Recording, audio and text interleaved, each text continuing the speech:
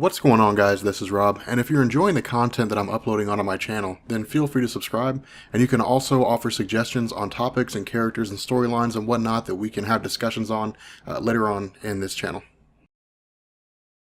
Oh man, guys, we're finally here, and we really needed it. Like, we really needed this, because I think it only made sense, right? I mean, when you look at, like, DC Comics, you know, you got Batman and Superman. They're like the 1-2 punch of like the comic book world. Not just DC, but like the comic book world. I mean, there's Batman and Superman, and then there's everybody else. You know, they go in hierarchies after that, but they'll stand the test of time as the two most popular. And over the years of their publications, we've seen them as friends, we've seen them fight, you know, we've seen uneasy alliances, we've seen strong friendships that have lasted generations. We've seen all different kinds of things with their characters, but we've never really seen an instance like this where their sons became friends. You know, where their sons would go on to carry on the mantle, or at least be the first steps in carrying on the mantle of their fathers. Now, with regards to this story, what we initially do here is we pick up with Jonathan Kent. Now, keep in mind, one of the funny things about his character, and this is one of the things I like about him so much, is despite the powers that he will one day possess, and despite the power, you know, I guess the godly level abilities that he will one day inherit, at this moment right now, he's still just a kid. And so he has all the same thoughts as kids, he views the world like a kid does, and that was the basis behind him being raised the way he was by Superman. It would have been very easy for Superman and Lois Lane to tell him, oh, you're gonna be a god one day, and you're gonna be wildly powerful, and for him to allow that to go to his head and view himself as somebody who's gonna be, you know, this dictator, grandiose kind of person. But instead, they kept him down to earth. They were like, you do not use your superpowers, your super speed to carry groceries in the house. You carry them in just like everybody else. You're gonna do chores. You're gonna do all these things that kids do. So they would give him a strong work ethic. They would give him a strong understanding of what it means to be a contributing member of society. One of the other ways this shows itself is with some kid that's giving him a hard time. Now, this kid's not wildly important, but what is important is how Jonathan deals with him. With this kid being a bully, he's probably a bully because his life sucks. That's usually what happens with most bullies. Their lives are really bad and they just kind of express it outward by being angry. But Jonathan could have easily just killed this kid. I mean, he could have just punched his head off. I mean, he could have killed him in any one of 1,000 ways. But instead, he's just like, I'm not gonna worry about him. I'm gonna ignore him, because that's what he was taught to do. That's what a normal human being does. You ignore those people who are bullies, you kind of blow them off, let them, you know, deal with their own misery, and whatever happens to him happens to him. You know, you go on with your life, you continue on with your life, and you enjoy how great your life is. And that's what Jonathan was taught to do. But the other half of this is that once he leaves the school, he runs into a girl named Maya Descartes. Now, Maya Descartes is a character that came out of the whole Robin Son of Superman / Batman and Robin line of stories as part of the New 52. And those stories dealt with, you know, the expansion of Damian Wayne and the New 52 line of stories. It dealt with the backstory of his character in the New 52. It dealt with, you know, him being raised by his mother as an assassin, the Year of Blood, when he was killing people and his attempts to make up for all that. But during these line of stories, there was a guy named Morgan Descartes, and Morgan Descartes was, he was almost like Batman if Batman had become if he had followed the teachings of the League of Assassins, in the sense that Morgan Descartes had no problem torturing and killing people for information. This eventually led to him coming into conflict with Batman and Damian eventually killed Morgan. And because of this, his daughter Maya, who was, you know, almost every ounce an assassin as he was, swore a vendetta against Damian Wayne. But what happened is, in her attempts to track him down and to kill him, she basically became this former villain's now ally, where she basically works alongside Damian Wayne. And in fact, her being here is at the request of Damian. This is actually what's kind of interesting, is because as the two of them get together, you know, as the two of them spend time talking to one another, it's really just this kind of glimpse of a thing. It doesn't really seem to be anything major. And eventually Jonathan and the young girl that he's with leave, and then she takes off for her own thing because she's terrified of being in this weird like swamp place. But the funny thing about this is that because of the fact that Jonathan is still very much a kid, he's scared of the same kind of things kids are. He really lets his imagination run away with him. And so we start seeing things and he starts hallucinating. And some of this is the work of Maya Descartes, but the result is that Maya basically takes him by surprise. And it seems like she ambushes him along with Goliath. Now, Goliath also came out of those early stories with Damian. And during the time when he was tasked to be an assassin, he basically had to go and capture this weird scepter thing, but he had to eliminate all these beasts that were guarding this scepter. And he chose not to eliminate, you know, the smallest of them. And the reason why is because the smallest of them touched his humanity. It basically made him cry for a second. And because of this, he swore to take it as his own and raise it as his faithful companion, more or less. And so Goliath has basically been there ever since. It's really kind of like a mascot for Damian Wayne. And there are fans out there who love Goliath, who are like, Goliath is amazing, because despite not being human and being able to talk, Goliath has a lot of personality in terms of how it relates to things. It's like the C-3PO of the Damian Wayne line of stories. But the fact remains here that, you know, Maya Descartes at least seems to initially take out Jonathan Kent alongside Goliath. And then when Jonathan wakes up, he's being held captive by Damian Wayne. And this is where things get hilarious, you know, because Damian's like, dude, you're a danger, man. Like, you're a dangerous person. You have powers that you don't really know about them yet, you know, but you're going to manifest those eventually. You don't know how to control them. You killed your cat. I mean, it's it's hilarious because, you know, Damian in and of himself is extremely capable. Damian's very, very capable in terms of his abilities, but he's still just a kid too. And that's the cool thing about this is, you know, this story puts that into perspective. It reminds us that even though Damian Wayne's one of the best assassins in the world, you know, even though Jonathan is the son of Superman, in a lot of ways, like, they're kids. They're you know, young kids, they're young boys, and they see the world in a young way. And so what happens is, with Damian Wayne interrogating Jonathan Kent, Batman shows up and he's like, what the hell have you done? And Damian's like, well, I'm interrogating him because he's dangerous. And he's like, dude, you have no idea what you've just done. And then suddenly Superman comes barging in. Now, this is the kicker, because Superman's pissed. Someone kidnapped his son. Of course, he was able to find him, but his initial reaction is Batman had his son kidnapped. And so he's not Superman angry at Batman, you know, because he views him as a bad guy. He's a concerned father. He's an angry father whose son went missing. It's like taking cubs from Mama Bear. You know, you just only someone with a death wish would do something like that. And so, of course, as soon as Superman gets here, Batman tries to talk him down. He's like, hey man, look, this is not what you think it is. And he's able to do that, but only because of the fact that Jonathan creates a barrier between the two of them. He's like, look, you guys need to chill. You guys need to relax. And it gives them some much needed time to stop, you know, panicking, and it gives them some much needed time to talk. But also, because of her stealth abilities, the initial idea of Maya is that no one's gonna know she's there. But Superman picks up on her immediately. I mean, just because of his hearing and his seeing and so on and so forth. And so Maya basically has to reveal herself, you know, to everybody. But in any event, the idea here is that Batman, you know, while Jonathan is here, they begin to sort of examine Jonathan. And the reason why is because, as we've seen in the Superman line of comics, and even in the more recent issues of Action Comics, Superboy or Jonathan Kent's powers are manifesting, but they're intermittent. And so he will have durability, but then he won't. You know, he'll have heat vision and then he won't. And the question is why? Is it because he's just a growing boy, or is it because there's something going on with him? Now,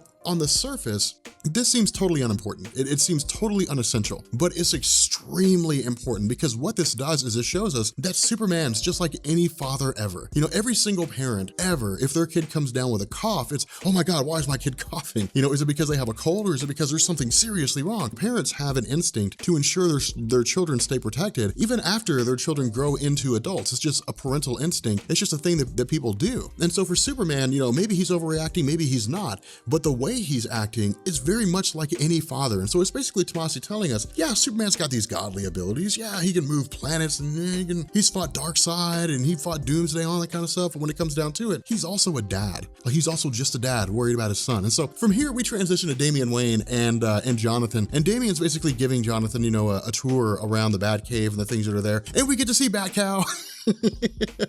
Batcow, yeah! Batcow's amazing. I don't know how many of you guys know about Batcow, but it ran out in front of a car. Batcow. Batcow is awesome, but again, you know, Tomasi just kind of gives us this rivalry between the two, and he actually has, you know, Jonathan punch Damian, but it's just kind of this rivalry between the two, more or less, you know, not really saying they hate each other so much as they view each other as rivals. And this is really kind of cool, because Damian wouldn't consider Jonathan Kent a rival if Jonathan Kent wasn't somebody worth worrying about. Now, a lot of what Jonathan Kent's doing here is just reactionary to the goading, to the prodding that Damian Wayne is putting towards him, but because Damian knows how skilled he is in terms of his abilities, because he's trained under the League of Assassins, and because he's trained under Batman, he knows what he's capable of. But the fact that he looks at Jonathan and sees him as a rival tells us just how capable Jonathan is as well, even if he doesn't know it. And so because of the fact that the two of them are fighting amongst each other, this is very indicative of how things were between, you know, Batman and Superman when they first met. Every time they meet with a reboot or anything like that, they always fight one another, but then they always realize they're both going for the same goal, and they end up becoming partners. Sometimes it takes a little while for them to transition to being friends. Sometimes it happens right off the bat, but the fact remains that there's usually always a conflict between the two of them. But instead of something allowing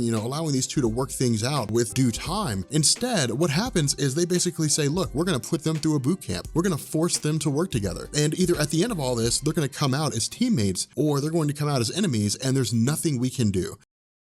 And so what we do is we pick up out in the wilderness, out in the middle of nowhere, where they've basically just been dropped off by Batman and Superman. And they're kind of left to their own devices. Damian Wayne doesn't have his various gadgets with him, and Jonathan's powers aren't in full activation, so he doesn't really know how to use them completely. Plus, he doesn't have the ability to fly yet. And so there are a lot of drawbacks to him. So in a lot of ways, he's just almost as powerless as Damian Wayne. But the other half of this is it's not as though Batman and Superman abandoned them. Not at all. You know, you got Superman in the sky watching everything happen as they're making their way toward these 3 challenges they're supposed to undergo. But you've also got Batman who's watching these events unfold as well. And so, you know, they haven't left. I mean, it's not like they're going to let them die. Nothing like that. You know, it's simply just trying to get the 2 of them to work together. And initially, it's really this thing of each time they pass a challenge, they basically receive something. They receive part of their uniforms, or they receive some gadgets. And it's basically just saying, you guys need to work together to get past these challenges. And by getting past these challenges together, you're going to form a bond, or at the very least, you're going to form a mutual respect for one another, so that even if you don't become the best of friends,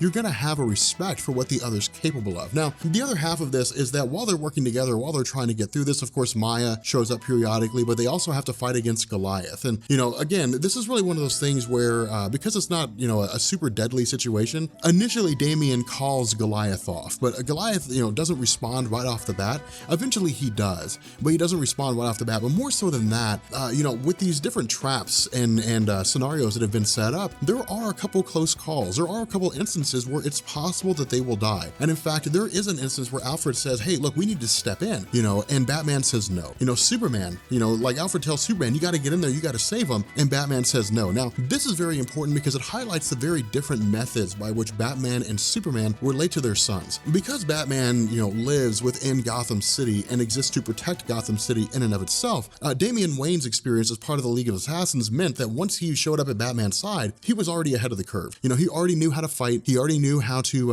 engage a multitude of enemies and how to take them out. He was already capable in terms of his abilities. So Batman didn't really have to do a whole lot. The only thing he had to do was really curb Damian Wayne's bloodlust and teach him that it's not okay to kill everybody that you come across. It's not okay to kill every villain that you fight. With Jonathan, however, he basically lived in the suburbs, you know, and so he was never exposed to constant conflict. He was never tested in the fires of death and destruction. And so he's basically coming out of this as a chalkboard, you know, as a completely clean board. And so he's basically learning how to fight as he fights. He's learning how to survive as he survives. Now, it doesn't mean that he's incapable of doing these things. It simply means that for him, he's basically learning what it means to be a hero outside of the bits and pieces of wisdom that he gets from his father. Now, eventually, this sort of mutual respect begins to blossom into a friendship when the 2 of them are with Goliath, and they basically spend the night camped out, you know, in order to figure out what they're going to do when the morning comes around. But there's a really funny scene here, and this is actually really touching. I really like this. But there's a really cool scene where Jonathan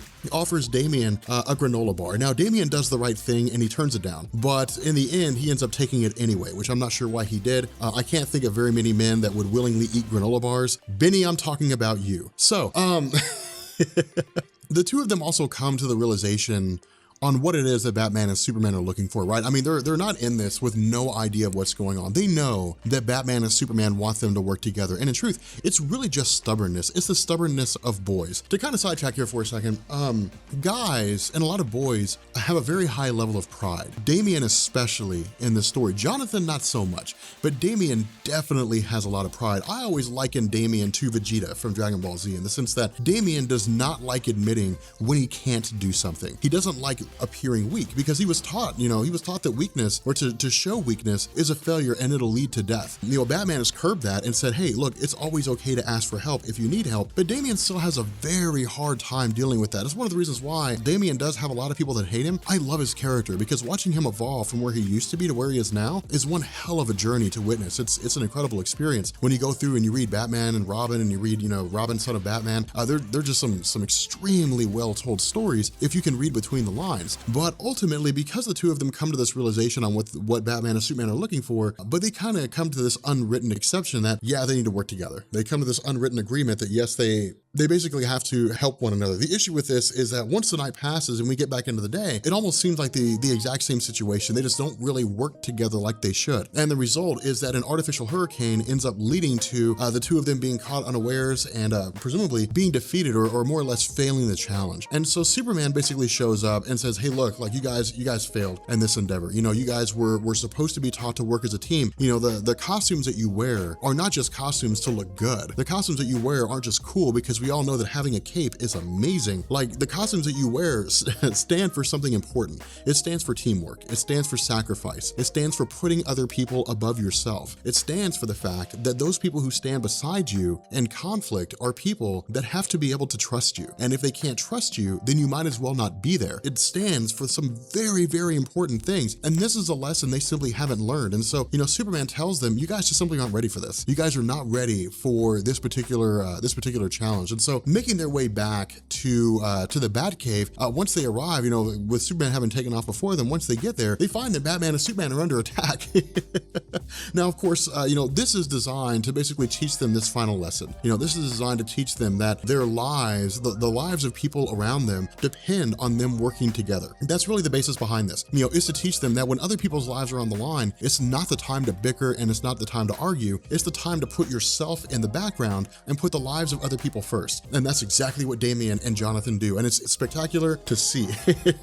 You know, Damian Wayne is so intelligent when it comes to conflict, when it comes to strategic aspects, when it comes to being tactical. But Jonathan also has some strong abilities, things that Damian just can't do. And so using Damian's intelligence alongside Jonathan's abilities complement each other perfectly. And so they're able to overcome this force and they're able to free their fathers. And so in doing so, Superman and Batman basically sit down and they say, that's what you guys are now. You guys are not just random dudes anymore. You know, you're not just a couple kids running around with costumes wanting to play superheroes. You guys are superheroes now. You guys are protectors of the planet Earth in the best way you know how, that you guys are effectively super sons.